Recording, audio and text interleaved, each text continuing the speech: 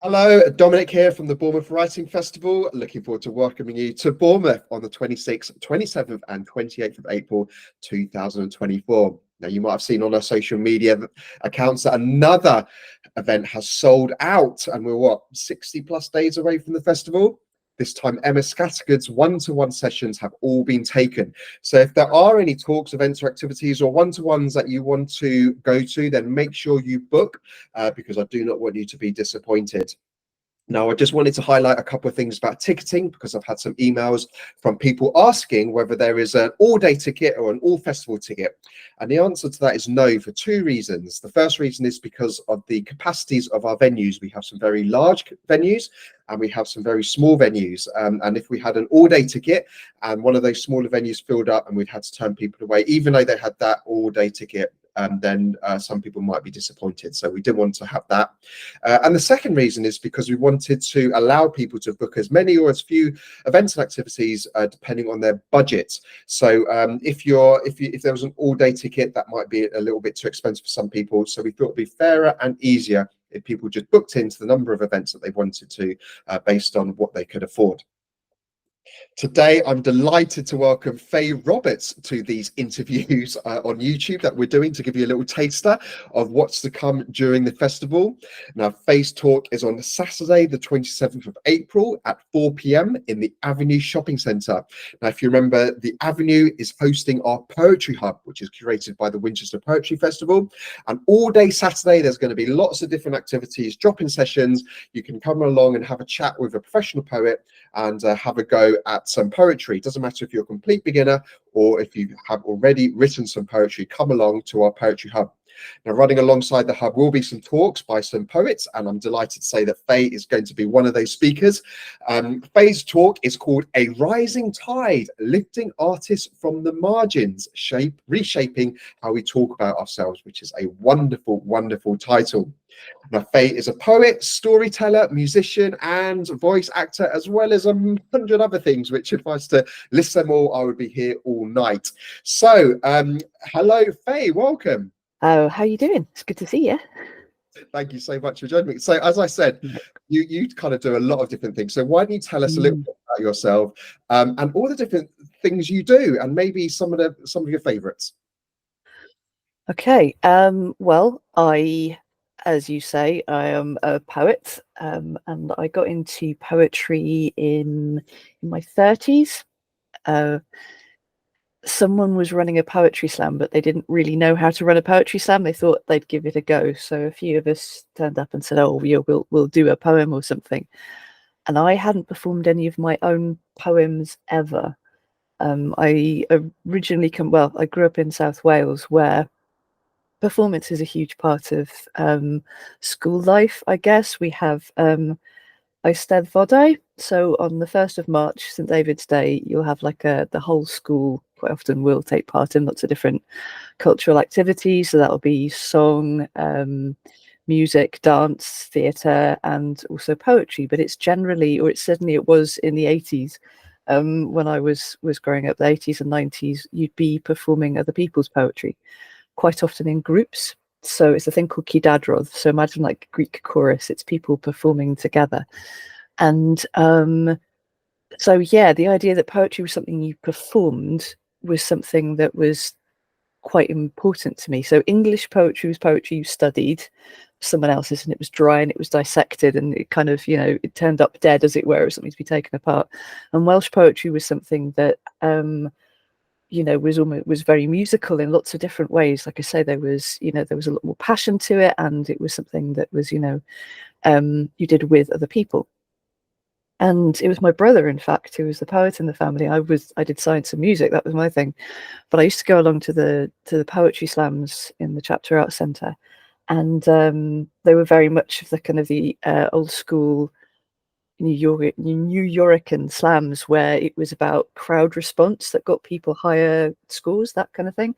They'd have judges, but really they were kind of like a casting vote. It was more about what the audience thought of the piece and the performance. So I'd been to that, and that was something that I supported. That was something I went to. And when this friend said, "Oh yes, we're doing a poetry slam," I thought, okay, I've got like one poem. I'll go along, I'll do that, I'll go out in the first round, but it'll raise the numbers up, it'll make it a bit more interesting. Only the organizers were a bit chaotic, let's say, in a good way. And they said, oh, right, everyone who's been in the first round goes through the second round. And like half of us were going, I don't know how many other poems. So I took a song that I'd written ages ago and just did, because I knew it off the top of my head. But it also happened to be one of the sweariest things I've ever written in my entire life. And everyone there, this is when I was living in Milton Keynes, they were used to be being quite quiet. They hadn't, we hadn't really got to know each other very well. So I'm there just effing and blinding, pretty much all of the words. It's almost the George Carlin list. It was pretty much everything. And the audience is, wait, who's this? What's going on? And yeah, but because I was performing this off the top of my head, this was more kind of like an arena I was used to. I've been singing since I was 3 or 4 years old. I've been competing in singing competitions in the Eisteddfodau and all the rest of it since I was 5 or 6. I've been singing in, like I say, singing choirs or singing solo for a long time. So the idea that you get up and you perform a thing, you've got some, putting the emotion into it, wasn't new. It was just very new to have nobody else around me, no instruments, just me and my own words for once, and then straight to the audience. And it was really like nothing else I'd experienced. It's very much an adrenaline rush, and kind of got down, managed to hide that I was shaking from core to toes kind of thing. And that was the point where I was bitten. I think that was right. Yes, you can write things to perform, not just you read something out dry. You can write something that can work without music, without instruments, without props. Suddenly it's this whole new thing. I didn't win that slam, by the way. I won that round, but I didn't win the slam. But like I say, by that point I was hooked. So I just went on to do more of those things, started running things, because I'm one of those people who I take up a hobby and then suddenly I'm on the committee going, how is this because I'm mouthy? Okay, cool. I expressed an opinion, so they went, right, help us run it. So yeah, I've been running slams and open mics and things like that since 2007, something like that. You mentioned there, Faye, that you started doing poetry when you were in your 30s, and it's like, I know you've come from a kind of performing background, I suppose, if you want to call it that. There's a bravery there for you to stand up and do that, but not all poetry is performing. So what advice would you give, I don't know, a budding poet or an aspiring poet or somebody that hasn't even started writing poetry yet? Oh, interesting. Whether it's for performance or it's for the page, I would say find out what you like first. What moves you? What's the kind of work that makes you go, oh, the things that kind of move you viscerally as well as intellectually. For me, poetry has always been about emotion as well as intellect. I mean, I'll play with, clever puns or whatever, or literary references, but actually for me, poetry, like I said about the Kidadra, the performance stuff, is always about what it makes you feel like. Because for me, that was always what music was. Like I said, I've been a musician since I was tiny. So yeah, read things, listen to other people. Nowadays you can go on YouTube and just find performance poets, and I could give you a list of people who I definitely recommend. I mean, always Holly McNish, people like her, and Selena Godden. Shane Koizan's always a favorite as well, because well, actually, like all of them, deceptively quietly spoken, but the stuff really kind of packs a punch. Go and look up the new Hurricane Slams and Hammer and Tongue and the Farrago Slams, or look in the UK National Slam Championships. Our current national champion is Mythigo Craze, and she can just stand there in a quiet, dark room and very simply put out words that will rip your heart from your chest. And yeah, work out, do you like the funny stuff? Do you like the more intellectual stuff? Do you like the things that make you think or feel or sad or something like that? And then write. And there's plenty of places out there that will give you starter exercises. I run a weekly writers group on a Sunday online, which is free, and there are plenty of other places. Just go on Eventbrite and find writing spaces, and again, find the ones that suit you. Some will suit you, some won't. Experiment,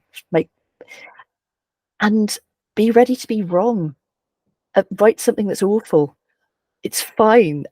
We like to say that the Wright brothers made the worst aeroplane in history because it was the first one. Your first draft, your first poems, your first 10 poems are probably going to be a bit rubbish, but there are bits, there'll be lines and words and phrases and use of language that will make you go, oh, okay, yeah, ooh, you know, and you can cannibalize it, work on it, build on it. I mean, I come from a science background. The idea is always about experimenting. The first time you do it will go wrong, probably. It's about building on that. So that's the other advice: is be prepared to get it wrong, and try it out, and find other people who are going to match your energy, I guess, as well.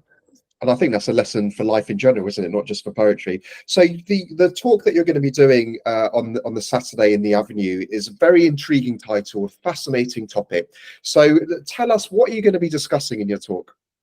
Right. Again, this is something which I'm hoping is going to be useful to more than just poets. It comes from when I was running open mics quite a long time ago, and I was doing this in Cambridge. And I noticed this really interesting, and again, this is from being a scientist, you start doing the statistics and you observe things and the rest of it. And I thought, really interesting. Every time female presenting people get up to the mic, they apologize immediately. They're immediately putting their work down. They're saying, oh, I'm sorry, it's a bit sad, or I'm sorry, it's a bit long, or I'm sorry, it's not just finished yet, or I'm sorry, I don't even know what this is. They're saying, I'm not sure if it's poetry storytelling or whatever, but they'd always be apologizing. They'd be putting it down. They'd say, oh, yeah, it's not very good.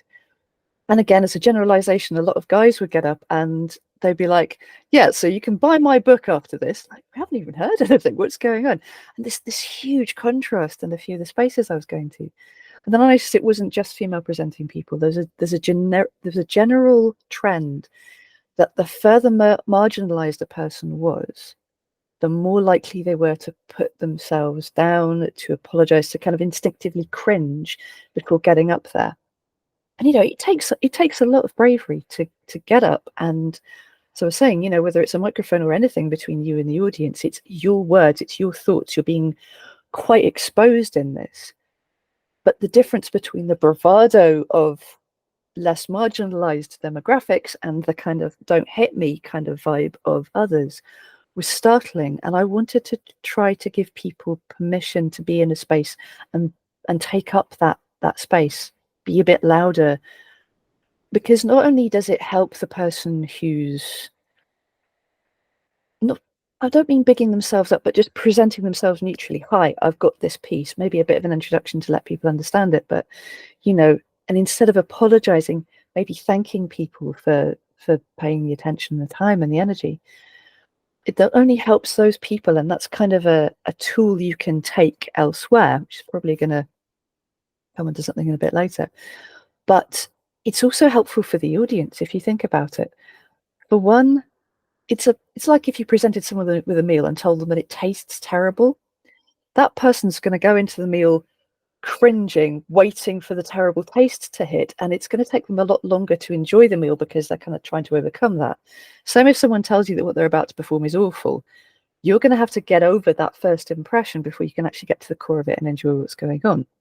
Or you have to actively disbelieve the person getting up. You want to trust the people who are performing or cooking for you or whatever. I mean, you can't imagine a doctor saying, I'm not going to do very well today, not feeling it. Really? I've never done this one before. Can I have someone else, please? So there's that, but there's also representation.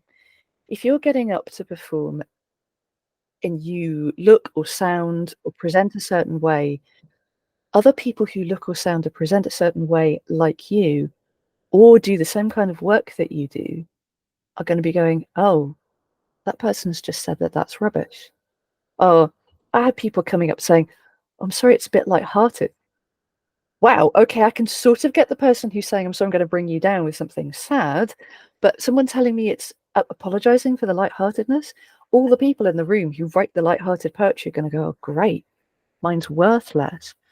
So in presenting yourself in this either neutral or positive way, I don't mean like full-on self-aggrandizement, Dunning-Kruger kind of like, oh, amazing, you should buy my CD and, I'm not even staying, you can leave with me afterwards, you know, kind of thing. Wow, okay.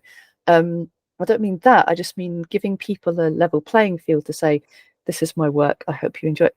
Holly McNish, for example, she doesn't put herself down. She says, this is the piece, I hope you enjoy it. She always uses that little phrase. And I think it's a better way to start, and it helps everybody in the space trust the person behind the mic, including the person behind the mic.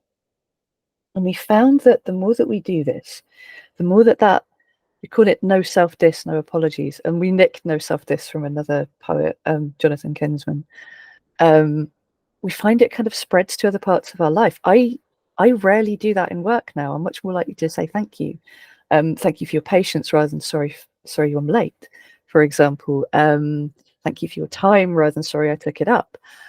And that's helped. Certainly that's been helping me. And I've noticed other people, you know, they stand straighter, they present themselves differently. And if we see it as an act of not only self-care, but care for the people we're interacting with, it suddenly becomes a different social contract.